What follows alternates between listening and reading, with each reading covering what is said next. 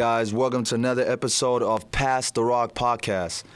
Today, I'm actually very much excited for today's episode because, first of all, March Madness is over, and we're going to be talking about that. And second of all, we have Coach Beard leaving Texas Tech University, raising so much uproar in the streets of Lubbock, Texas. But first of all, we're going to start off with March Madness and its conclusion. So, my first take on this. Final Four, Baylor versus UH, Gonzaga versus UCLA. Pretty good games. As we remember, Gonzaga ended up coming down to the wire, beating UCLA with Jalen Suggs. Buzzer beater, probably the craziest buzzer beater of the only buzzer beater of March Madness this year to even begin with. So, first of all, he is a phenomenal player. He did everything he needed to do to get his basketball team here, as well as his other teammates. You know, we have people in this tournament who have proved themselves. You know, we've had names that we've never heard about. We've had names that we've heard about before.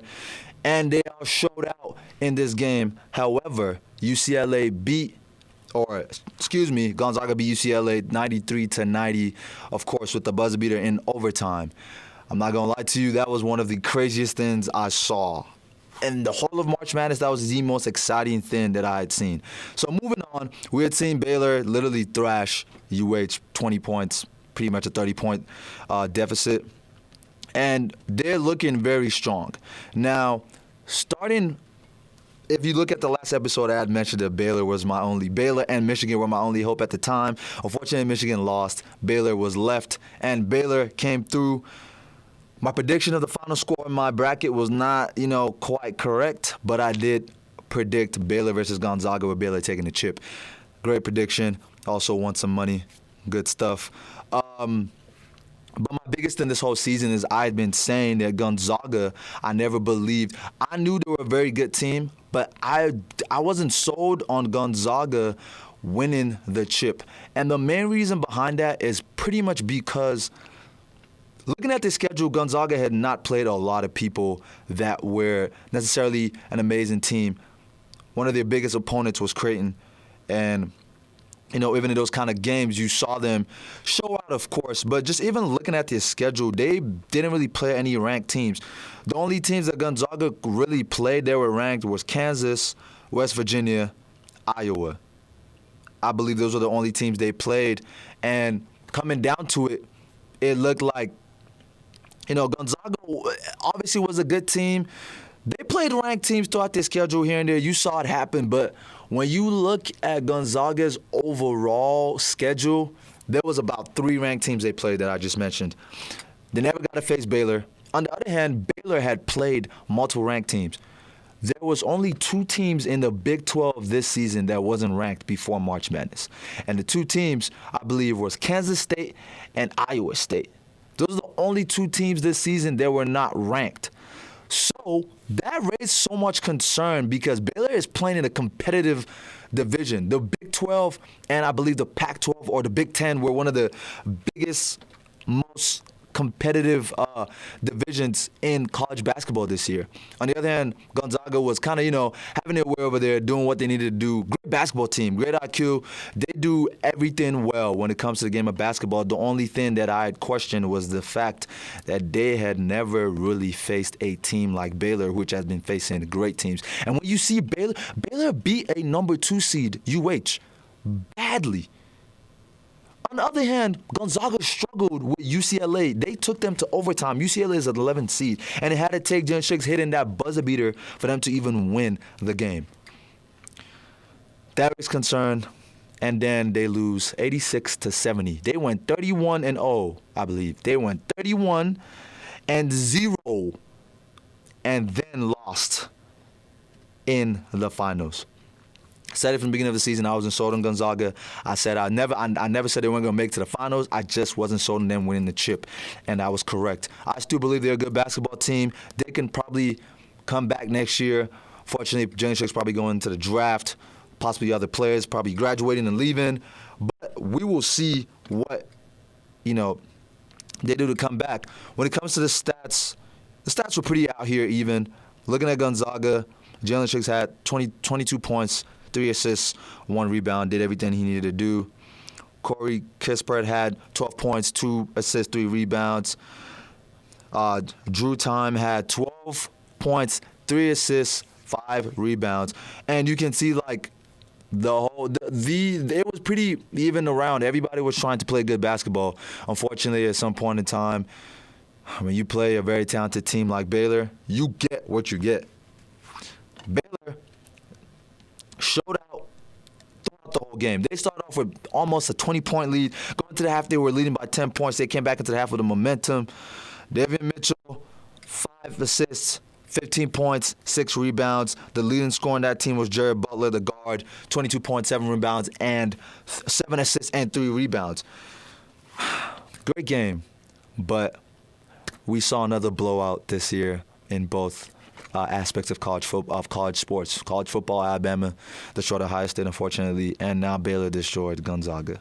But regardless, it was a great March Madness. Looking back at it, after missing one from last year because of COVID, this year we got what we needed to see. We literally saw a buzzer beater in the Final Four, the only buzzer beater in the tournament this year. So it was definitely a great time. I loved it. Now, to probably the most controversial topic in the state of Texas, or maybe in the city of Lubbock. Coach Beard has gone to University of Texas. Now, obviously it looks bad because Coach Beard came in here, changed his program, did so much for us. He ended up taking us to, after his first year as a head coach, every year after he took us to the tournament every time. We made it as far as the championship game, unfortunately losing in 2019.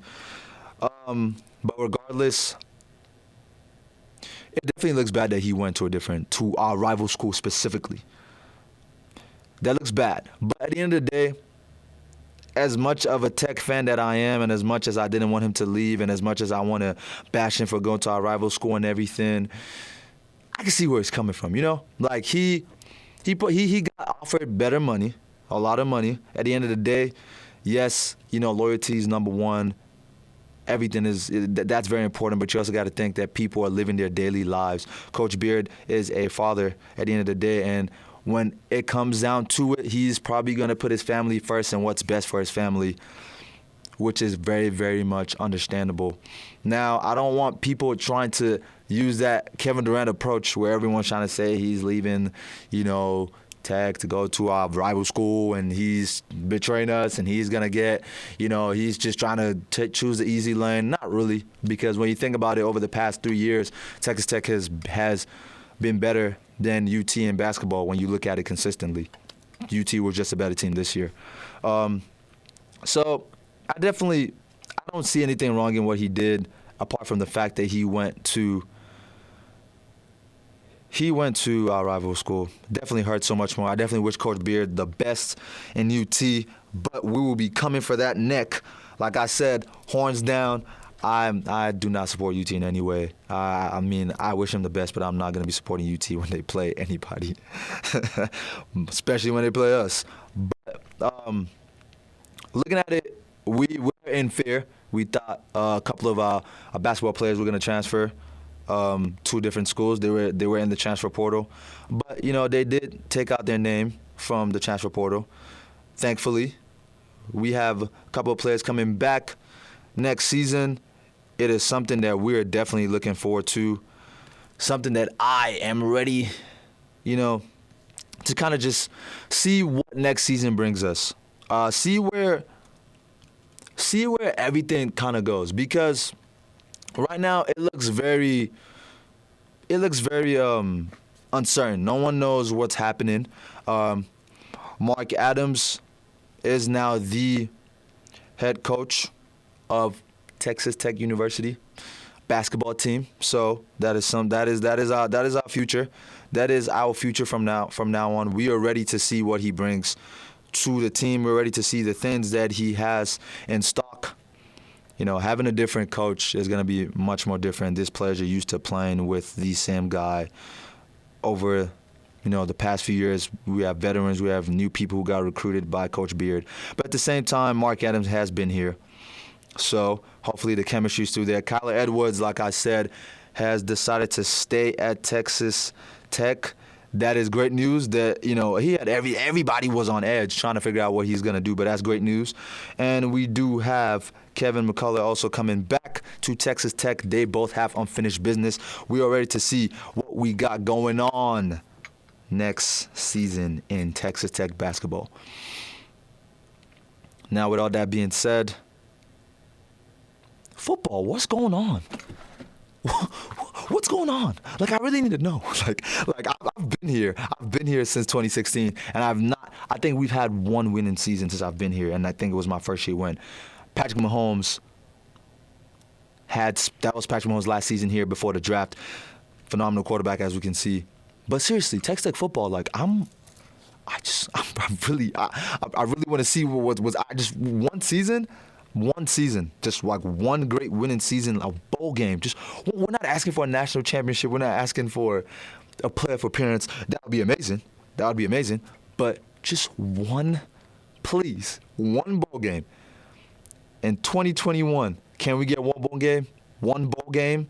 I'm messing my words up right now. Please. But anyway, guys, thank y'all for listening today. Thank y'all for tuning in. Thank y'all for watching. Shout out to KTXT radio station for letting me record here once again. Like I said, I will be here a lot often. A nice place to record.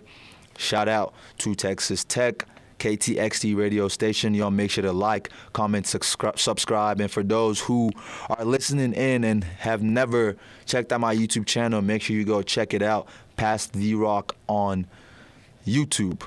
Like, subscribe, comment. Make sure to put on the notification button. And always hit me up for any debate topics that y'all have.